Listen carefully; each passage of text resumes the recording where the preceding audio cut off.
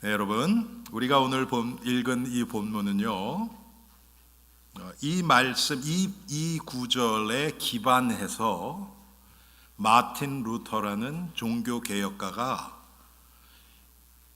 정말 태산과 같은 그 카톨릭의 교권에 대항해서 종교 개혁을 시작한 아주 귀한 성경 구절입니다. 오직 의인은 믿음으로 말미암아 살리라 함과 같으니라. 제가 이 말씀을 준비하고 또 묵상하면서요, 왜 이 말씀이 저도 마음에 안 와닿았을까? 이 성경 구절을 몰랐던 것도 아니고, 제가 아마 한 중학생 정도 때부터는 이 성경 구절을 암송을 했을 거예요. 그런데 제가 저 자신을 돌아보니까 신앙생활을 어떻게 해야 할 것인가를 배워보질 못했어요. 저는 교회를 떠난 적이 없습니다. 태어나면서부터 지금까지 계속 교회 안에서 하나님의 말씀 가운데서 그런 분위기에서 자랐어요. 지금 제 기억에 스쳐가는 수많은 그 주일학교 선생님들, 어떨 때는 1년에도 선생님이 또 중간에 갈리기도 하고요.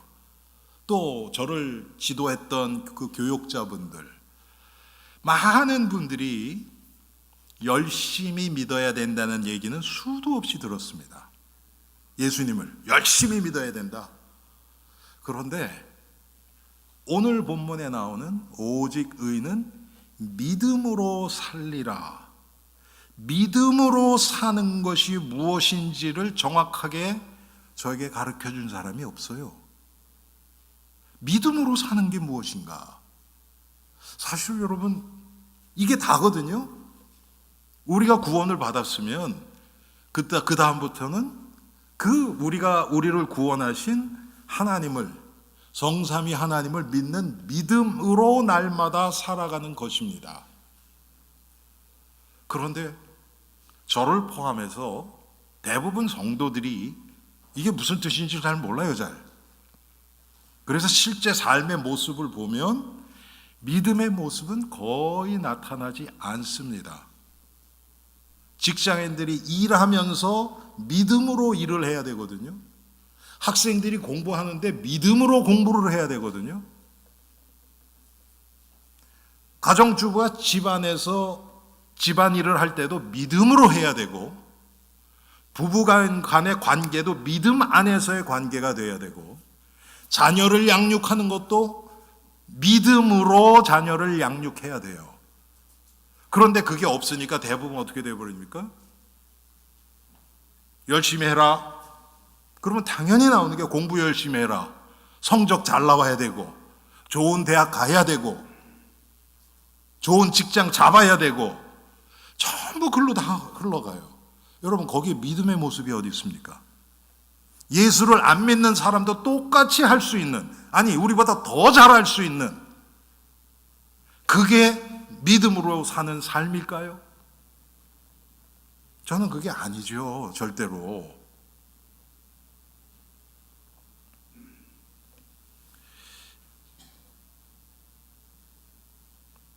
저도 기독교 교육 또 학생들을 오래 가르쳤던 사람으로서 참 그런 면에서 이렇게 하나님 앞에서 굉장히 죄송스러운 마음이 많습니다. 왜? 그냥 열심히 해서 학생들이 좋아하고 즐거워하고 저를 잘 따르고 그러면 사역이 잘 된다고 생각을 했으니까요. 그런데 정말 믿음이 제대로 심어지지 못하면 여러분, 환난이 오고 세상의 유혹이 오고 어려움 앞에서는 다 넘어집니다.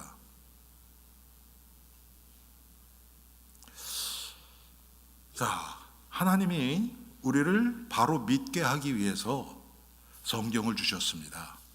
하나님의 말씀을 주셨습니다. 그래서 성도들에게 있어서 가장 최종적인 삶의 기준은 하나님의 말씀, 성경입니다. 성경에서 얘기하면 끝이에요. 더 이상 뭐가 없어요.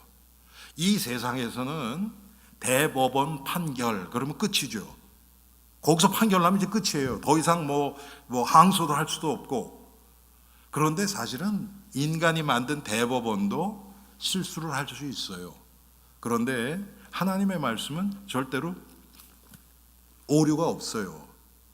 이제 우리에게 남은 문제는 뭐냐면, 하나님의 말씀을 대하는 우리들의 문제는 무엇이냐면, 하나님의 말씀을 내가 원하는 대로 인위적으로 해석해버리는 데 있어요. 여러분, 왜 그 법관들이나 이런 사람들이 그렇게 오래 공부를 합니까?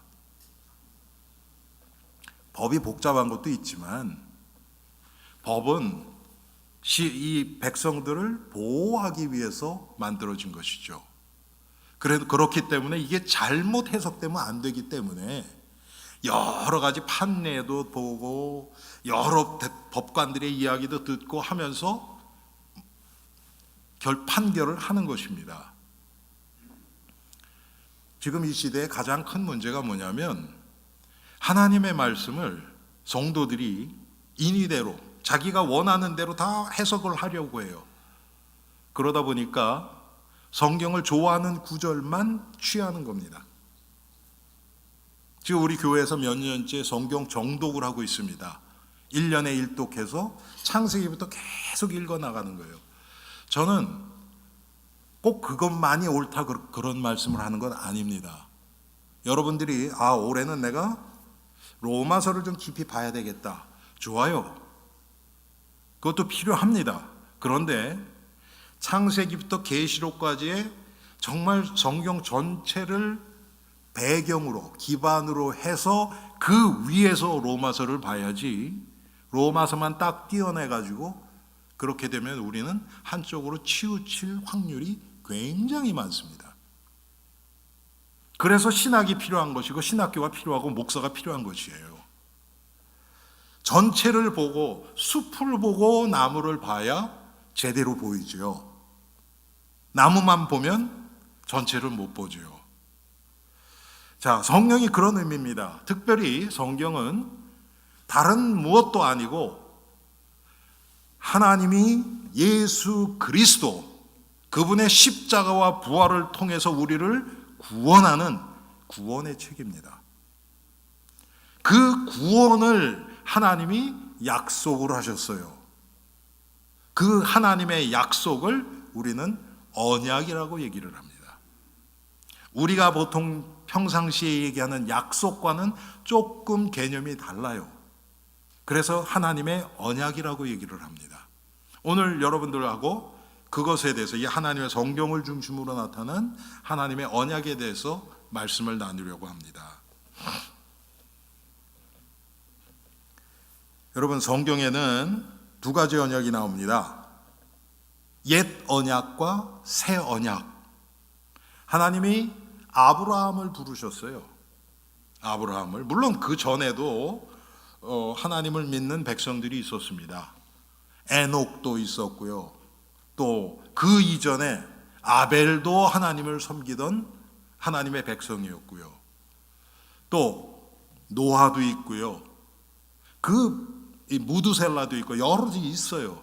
그런데 하나님의 구원의 계획이 구체적으로 성취되기 시작한 것은 하나님이 아브라함을 부르심으로입니다.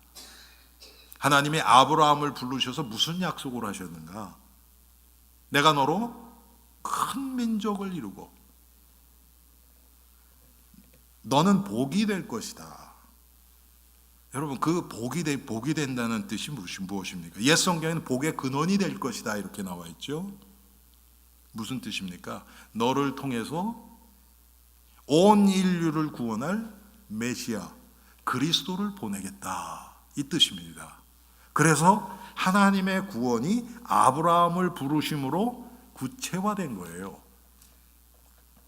아브라함부터 시작해서 예수 그리스도가 오시기까지, 성경에 나타난 표현대로라면 세례 요한까지, 그것을 옛 언약 이렇게 얘기를 합니다.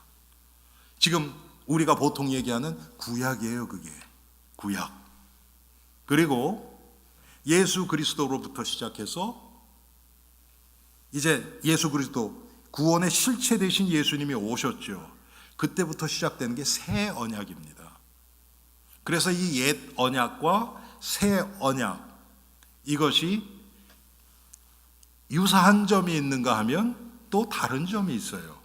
그래서 오늘 이걸 여러분들하고 함께 나눠보면서 하나님의 언약이 도대체 무엇인가를 우리가 깨닫고 우리의 삶 가운데서 적용되어져서, 아직도 옛 언약에서 벗어나야 되는데 벗어나지 못한 부분들이 있는 것은 우리가 벗어나야 되고요. 또 새 언약인데도 새 언약의 축복을 모르고 누리지 못하는 부분이 있으면 우리가 그것을 깨닫고 우리의 삶 가운데서 승리할 수 있도록 그런 우리들이 되기를 바랍니다. 자, 성경은 우리에게 구원을 주시는 하나님의 이 생명의 책입니다. 그래서 이 우리에게 구원을 주시겠다고 약속한 약속의 책이라고 얘기를 해도 되죠.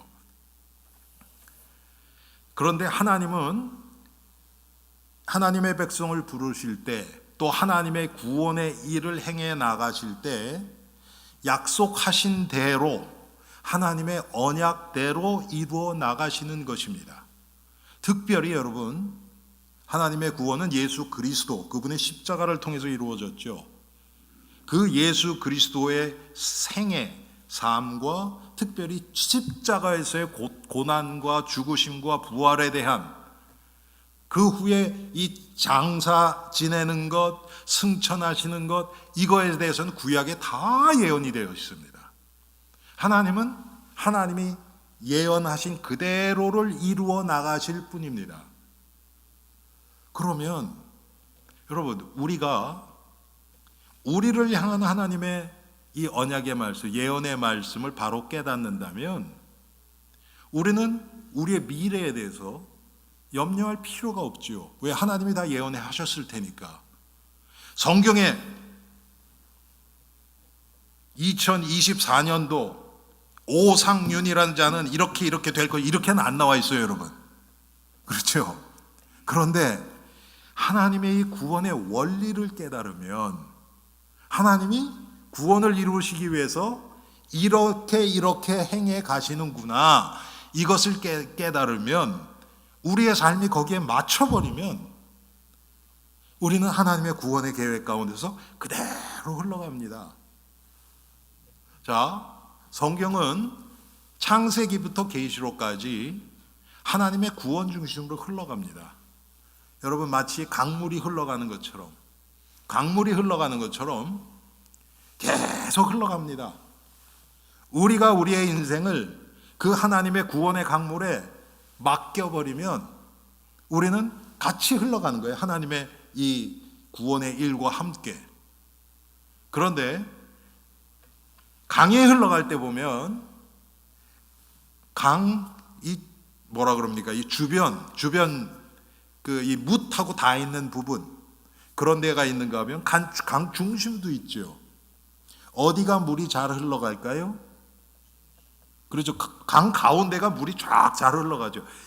여러분, 이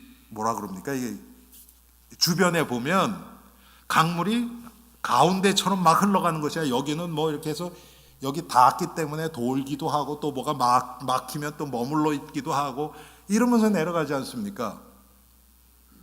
그래서 강 주변에 보면 뭐 더러운 것이 끼기도 하고, 낙엽 같은 뭐 이런 것들이 한쪽에 이렇게 쌓이기도 하고, 막 이런 것들이 많이 있죠, 여러분. 근데 강 중심에는 그런 게 없어요. 그냥 다 같이 떠내려가는 것 뿐이에요. 우리 신앙생활도 똑같습니다. 제가 누누이 말씀드리지만 우리 성도들이 가지고 있는 정말 못된 이 습관과 버릇이 있습니다. 이 죄성이죠, 그게 뭐냐면, 쉽게 얘기하면 강 중간으로 딱 들어가 버리면 그냥 쭉쭉 내려가는 거예요. 그런데 구원은 받았으니까, 구원은 받았기 때문에 예수님을 버릴 수는 없고, 그런데 이 세상도 좋아하니까 세상 예수를 믿으면서 이 세상을 최대한 즐겨보려고 하는 그런 못된, 영어로 nasty한 그런 성품이 우리 안에 있어요. 놓고 싶지 않은 거예요. 예수를 믿는데 그래도 이 세상 것 좀 인정도 받고 싶고, 좋은 집에도 살고, 뭐 우리 자식도 잘 돼서 좀 자랑도 하고 싶고, 뭔가 좀 이 세상에서도 인정받고 싶어 하는 거예요. 그런데 여러분, 그게 같이 갈 수 있습니까? 그럴 수 없는 거예요. 내가 세상 욕심이 많으면 많을수록 하나님이 하시는 구원의 일이 보이지를 않습니다. 하나님이 하나님의 축복을 우리 눈앞에 어마어마하게 갖다 놔도 그게 안 보여요. 오히려 그게 어리석게 보입니다. 그래서 제가 며칠 전인가요? 새벽 기도할 때 그런 얘기 했죠, 여러분. 뜨거운 아이스크림, 그 말이 됩니까, 여러분?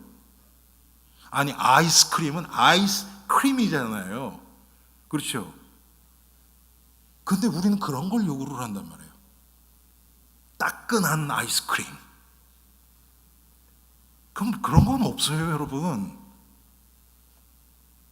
그런데 우리의 죄성은 자꾸 그걸 섞어서, 마귀가 우리를 그렇게 유혹하는 거죠. 그러면서 나름대로 또 거기다 변명을 갖다 댑니다. 사람들이 많이 인정하고, 그럴 때 예수님 이름을 드러내면 되잖아요. 여러분, 솔직히 우리 하나님 앞에서 한번 생각해 봅시다. 진짜 하나님을 증거할 마음이 있는 겁니까?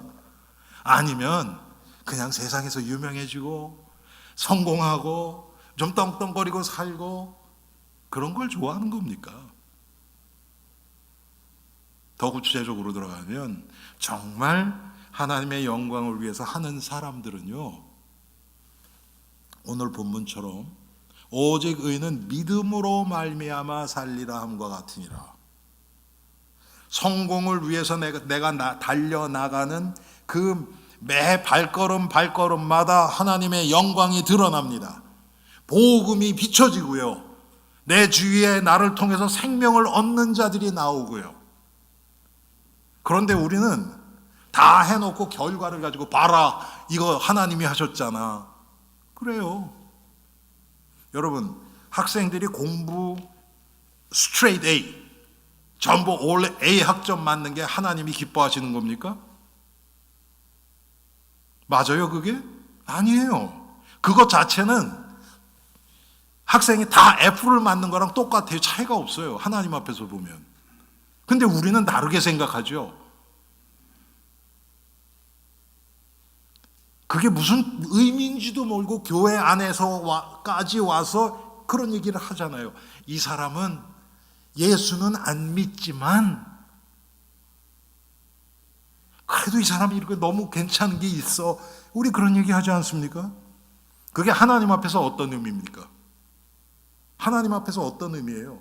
예수를 믿지 않는 사람은 십자가의 원수예요. 마귀에게 완전히 장악되어 있는. 근데 그런 사람을 지금 칭송하고 있는 거예요. 교회까지 와서, 하나님 앞에서. 여러분, 말이 안 되죠, 그게. 근데 우리가 그렇게 살아가고 있어요. 왜? 믿음으로 사는 삶이 뭔지 모르기 때문에. 우리 눈에 보이는, 우리 눈에 값어치 있어 보이면 그것이 좋다고 내가 생각하고 싶어 하니까 어떻게 해서든지 그거를 높이고 거기다 의미를 부여하는 겁니다. 하나님 앞에서는 없어요, 여러분. 하나님 앞에서는 딱 하나예요. 의인은 없나니 하나도 없다. 모든 사람이 죄를 범하였으며 하나님의 영광에 이르지 못하더니. 여러분, 하나님의 관점에서 우리가 볼 수 있어야 돼요. 하나님의 관점에서. 하나님은 어떻게 보시느냐, 우리를. 완전하냐 그렇지 않느냐, 이거예요. 우리는 그렇게 안 보잖아요, 이 세상에. 아이, 뭐 인간이 다 부족하지. 그러면서 나의 그래도 괜찮은 점을 자꾸 이렇게 드러내고 싶어 하잖아요. 아니, 그러니까 하나님 앞에서 보면 그게 완전하냐는 거예요. 그게 완전한가? 아니에요. 완전한 거 없어요. 우리가 만들어낼 수 있는 건 완전한 거 하나도 없어요. 그러면 하나님 앞에서는 다 죄예요. 모자른 거예요. 값어치 없는 거예요. 더 무서운 거, 무섭고 우리가 경계해야 될 게 뭐냐면, 완전하지 않지만 우리 수준에서 보면 그래도 괜찮은 것 있죠. 이게 더 위험해요. 왜 그런가? 우리가 그거 버리지 못하거든요. 너무 괜찮다고 생각하니까. 그게 하나님의 은혜를 얼마나 막고 있는지도 모르면서 그걸 안 놓고 못 놔요. 왜? 이 세상 사람들은 다 인정하기 때문에. 근데 그것 때문에 하나님의 인정을 못 받아요.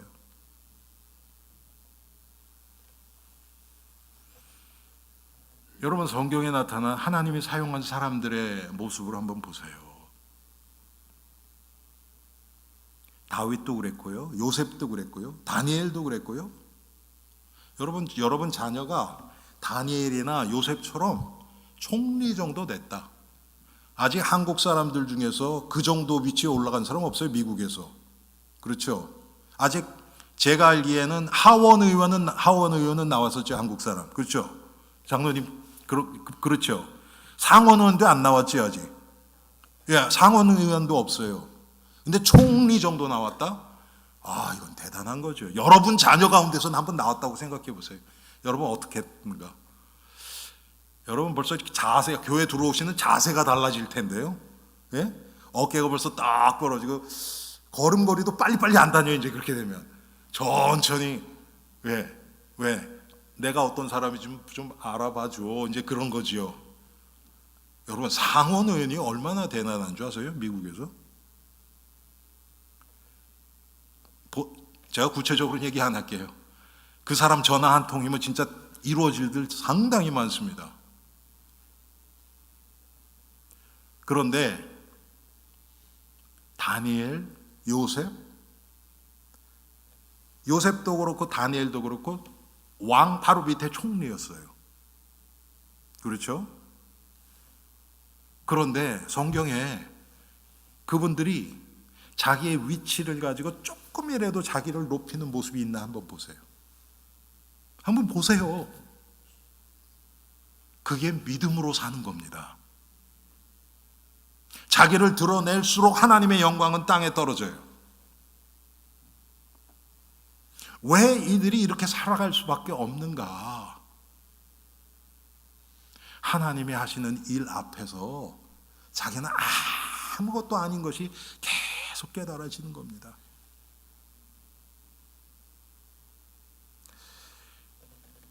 여러분, 우리는 어떻게 구원을 받습니까? 예수 그리스도를 믿음으로, 맞지요? 그런데 그게 하나님 쪽에서 보면 어떻습니까? 그거는 우리 쪽에서 표현이에요. 하나님이 은혜로 우리 마음속에 성령을 통해서 찾아와 주셔서 예수 그리스도를 믿도록 하나님이 우리의 마음을 움직여 주시는 겁니다. 한마디로는 에베소서 2장 8절 말씀처럼 너희가 그 은혜로 인하여, 하나님의 은혜로 구원받는 것입니다. 그 은혜가 뭡니까? 내가 한 게 아무것도 없어요. 해도 안 돼요, 우리는. 할 수도 없고. 그런데 하나님이 그냥 주신 게 은혜예요. 아무런 은혜를 받고 사랑을 받을 자격이 하나도 없어요. Nothing to deserve. 정말 아무 자격이 없는데 하나님이 그냥 주신 거예요. 그게 구원이거든요. 아니, 이게 믿어지면 어떻게 나를 드러냅니까? 근데 우리가 이게 자꾸 잊어버리고 이 옛 체질, 거기에 잡혀있기 때문에 자꾸 내가 나오는 거예요.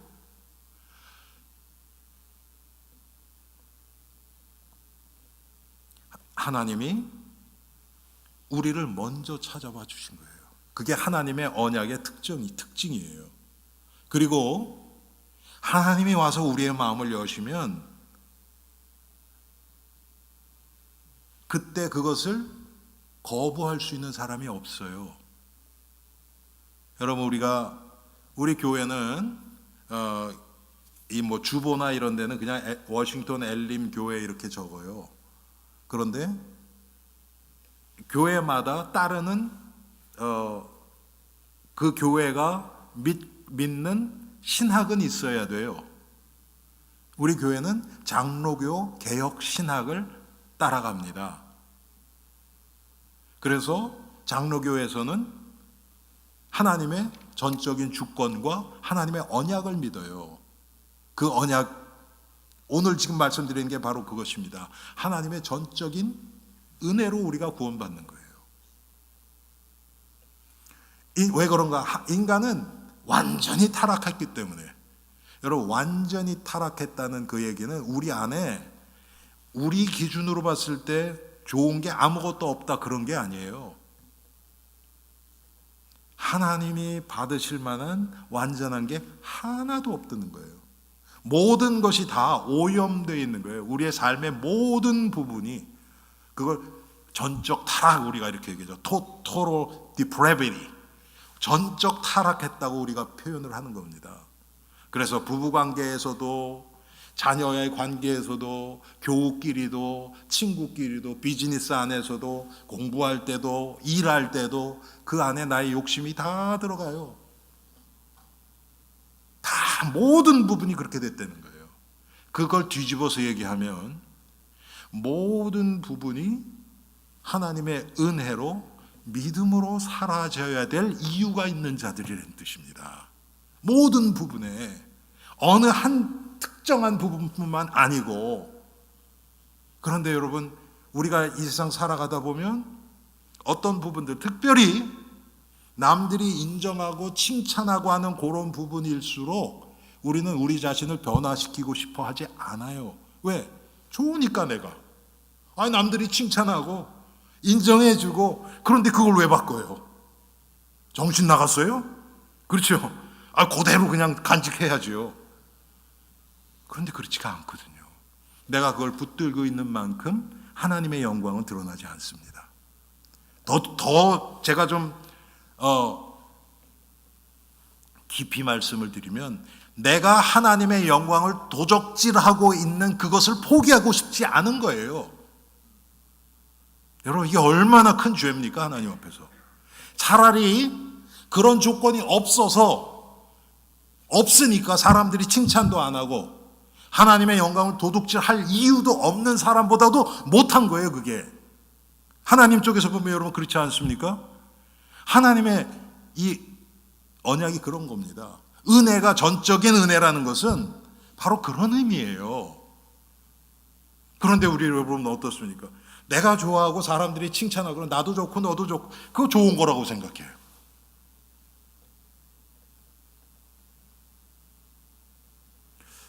정말 여러분, 우리가 하나님 앞에서 내가 진짜 믿음으로 사는 삶을 살고 있는가? 이거 안 되면요, 여러분의 인생은 여러분 거 돼요. 그러면 여러분이 책임지셔야 돼요. 그러면 어떤 일이 일어납니까? 여러분이 해결하지 못할 문제가 오면 그때부터 염려, 걱정, 원망, 불평, 인본주의 대책, 거기서 못 벗어나요. 마음은 지옥되고요. 하나님이 하신 일도 드러나지 않고요. 그 세계 안에 딱 들어가면 여러분이 지금까지 성경을 몇 번 읽었느냐, 몇 년 교회를 다녔느냐, 기도 생활을 얼마나 많이 하고 응답을 얼마나 많이 받았느냐, 여러분을 통해서 얼마나 큰 하나님의 능력이 나타났느냐, 아무 소용없어요. 그 세계 안에 딱 들어가면 불신자랑 똑같이 살아가요.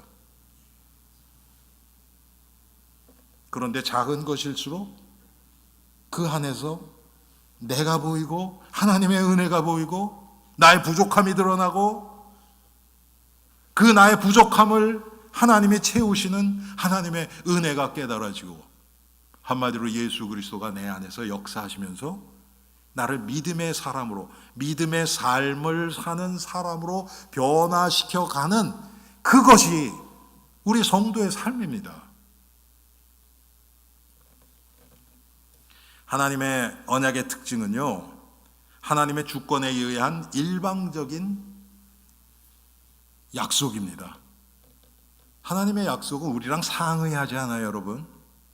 내가 좀 이렇게 하려고 그러는데 이렇게 해도 될까? 하나님이 이렇게 안 하세요. 그냥 하세요.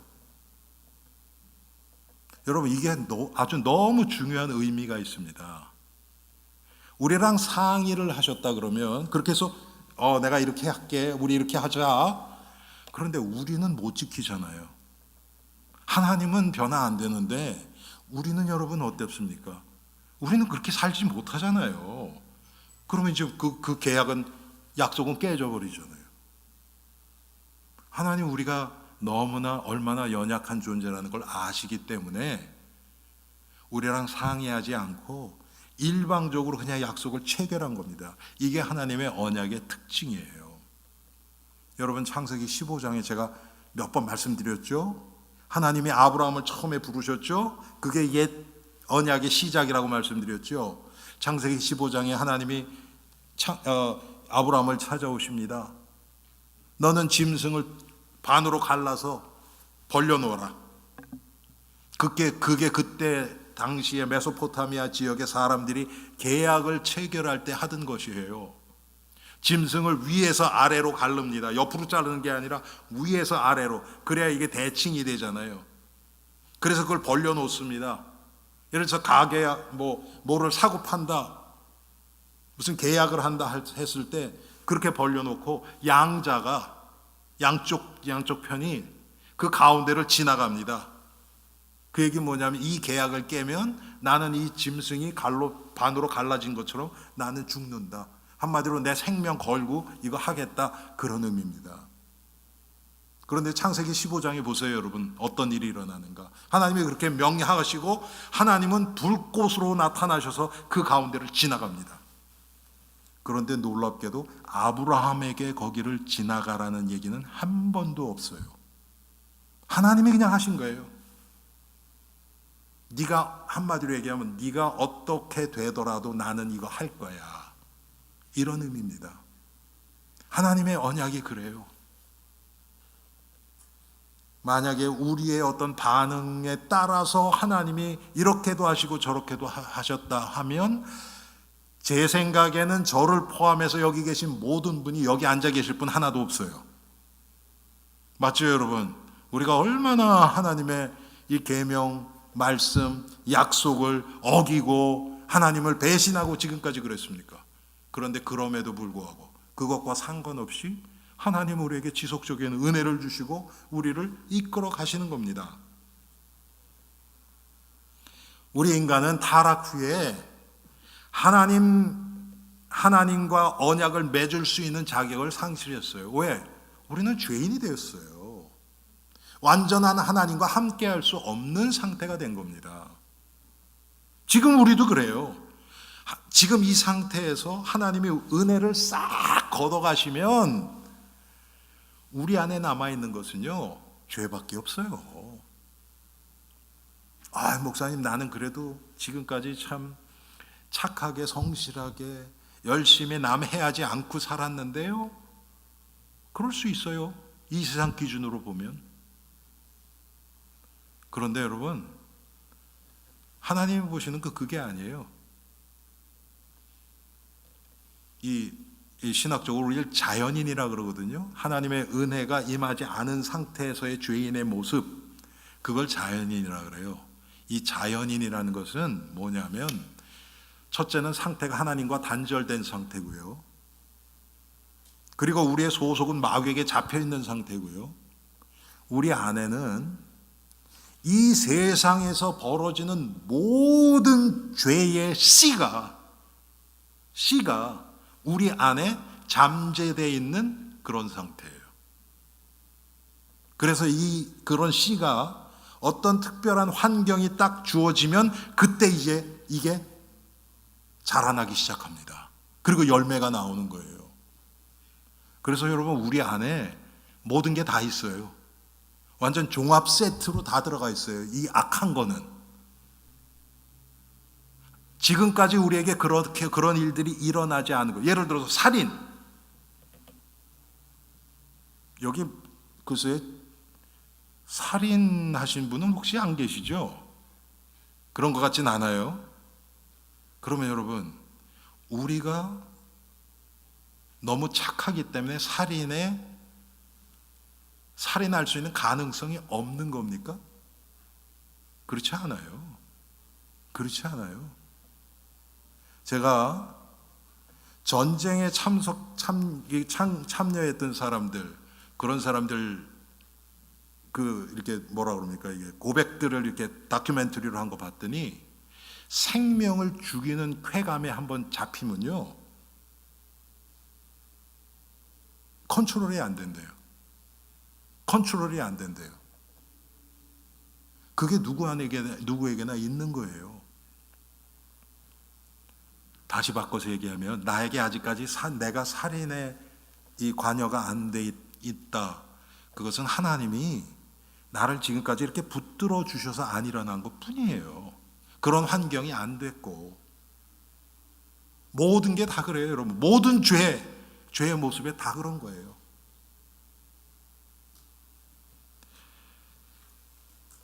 그런데 하나님의 언약은 타락한 인간들을 먼저 찾아오신 것이 하나님의 이 언약에 따라서입니다. 하나님이 우리를 하나님의 형상대로 지으셨어요. 우리를 사랑의 대상으로, 하나님의 사랑을 받을 대상으로 하나님이 창조를 하셨어요. 그런데 인간의 죄로 말미암아 인간 스스로 하나님을 떠났어요. 그러면 하나님은 손 놓고 계십니까? 하나님의 원래 계획은 하나님의 백성들을 사랑하시는 거예요. 그 사랑은 어디 가지 않습니다. 그래서 예수님을 보내신 겁니다. 여자의 후손을 보내시는 거예요. 그분을 보내시겠다고 약속하고 그것을 성취해 가신 것이 구약입니다. 옛 언약입니다. 결국 예수님이 오셨지요. 이제 그 오신 예수 그리스도부터 시작해서 이제 새 언약으로. 그런데 여러분, 새 언약도 그렇고 옛 언약의 아래에 있던 사람들도 그렇고 똑같이 적용되는 게 뭡니까? 하나님의 구원의 원리는 똑같아요. 여러분, 구약 사람들이 율법 지켜서 구원받은 거 절대 아닙니다. 그러면 한 사람도 구원 못 받아요. 여러분, 대표적인 사람이 다윗 아닙니까?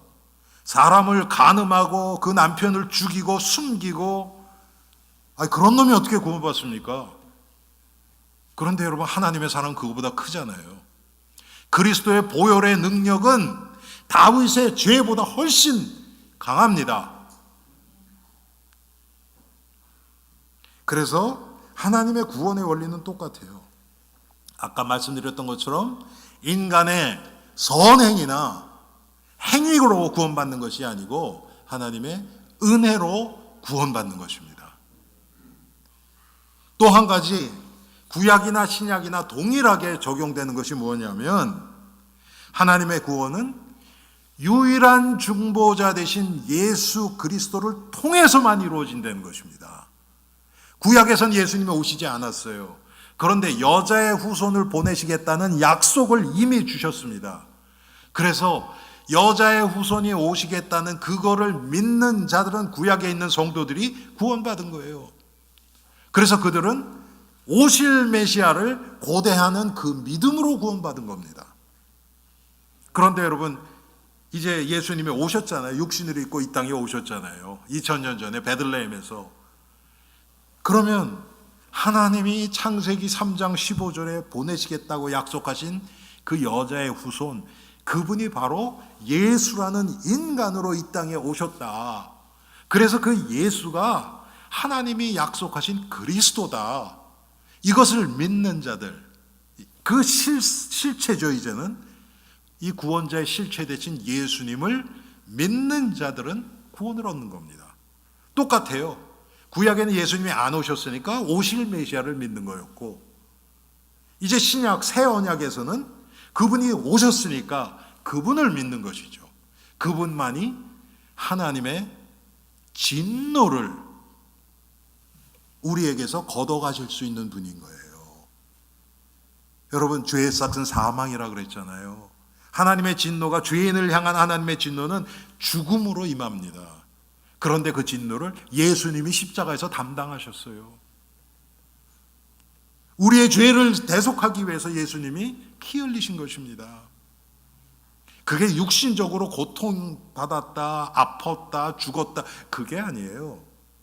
하나님의 이 구원의 이 조건들을 예수님이 다 이루신 것입니다. 그래서 요한복음 19장 30절에 나오는 것처럼 예수님이 십자가에서 다 이루었다 이렇게 선포하신 거예요. 다 이루었다. 하나님이 나에게 맡겨주신, 인간을 구원하기 위해서 맡겨주신 모든 조건들을 내가 다 이루었다. 그리고 운명하신 것입니다.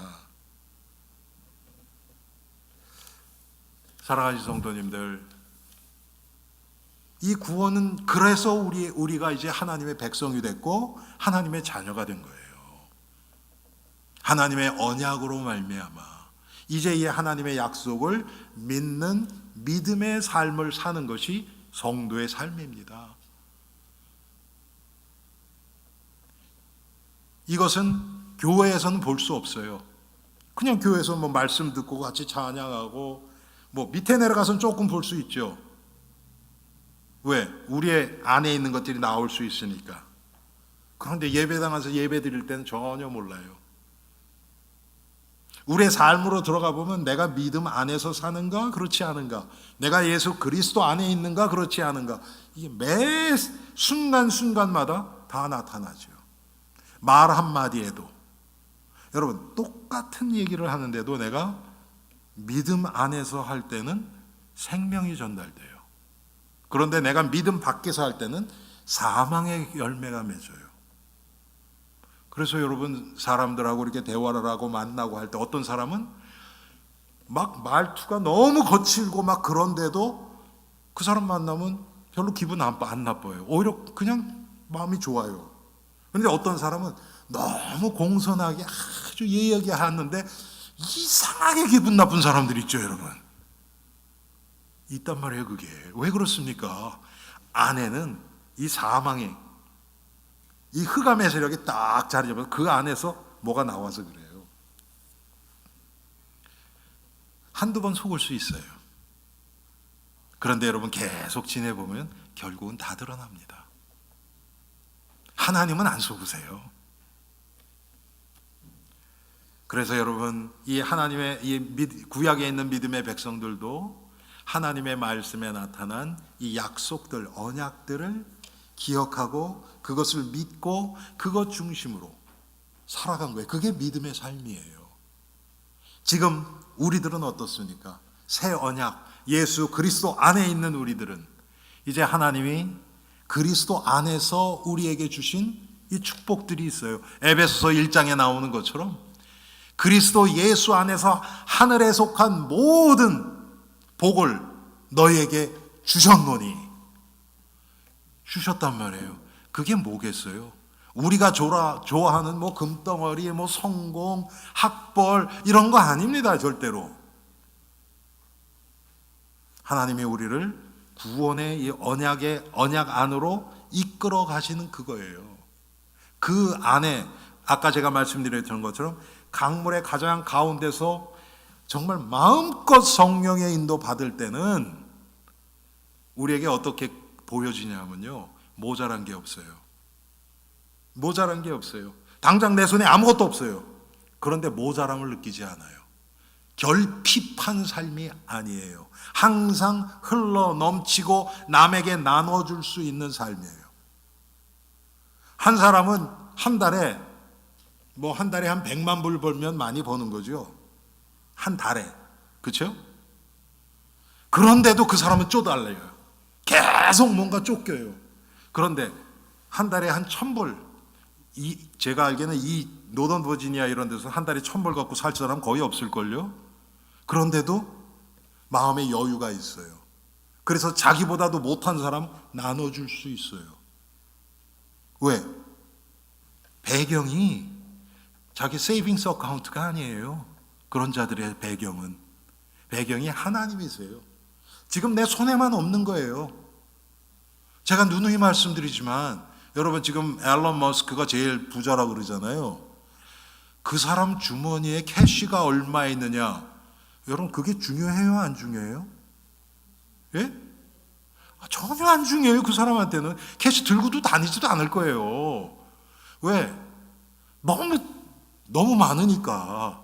근데 우리들한테는, 우리 평민 같은 우리들한테 어떻습니까? 내 주머니에 한 캐시로 많이 한 2,000불만 들어가 있어도 자꾸 신경 쓰이고, 뭐 식당 같은 데 가면 괜히 돈 충분해, 마음껏 오래 할 수 있잖아요, 여러분. 근데 진짜 돈 많은 사람은 그렇지 않거든요. 제가 누누이 말씀드려요. 미국 대통령은 명함 안 갖고 다녀요, 여러분. 그렇죠. 자기 드러낼 이유가 없어요.